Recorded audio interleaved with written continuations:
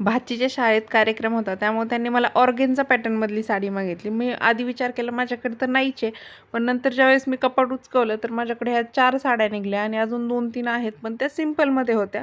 मग म्हटलं त्याचे फोटो नाही पाठवले मी त्यांना आणि मग हे फोटो काढायसाठी बाहेर साड्या घेतल्या. मग लक्षात आलं, की ही साडी तुम्ही अजून घातलीच नाही आहे. नवीन तिचं स्टिकर पण नाही काढलेलं आणि ही पण साडी खूप छान आहे. ही घातली मी 3-4 वेळेस तरी.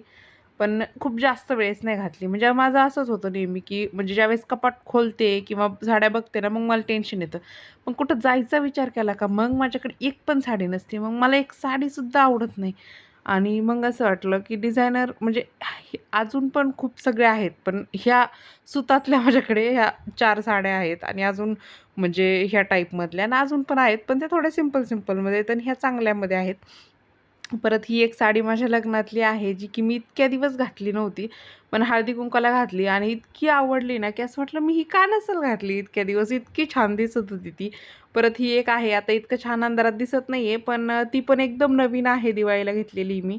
ती पण अजून तशीच आहे. कपाट आवरील एखाद दिवशी तुमच्यासोबत शेअर करील. नंतर इकडं खिचडी भात बनवत होते मी. आज फक्त जेवणात साधा सिंपल खिचडी भात होता.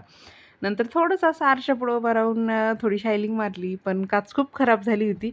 आता चला पुसू एखाद्या दिवशी आणि त्यानंतर इथं आप्पा ह्या पोरांनी तोपर्यंत असा उद्योग करून घेतला होता. वरती चढून त्याने दोऱ्याचा बॉक्स काढला आणि नवीन होता तो.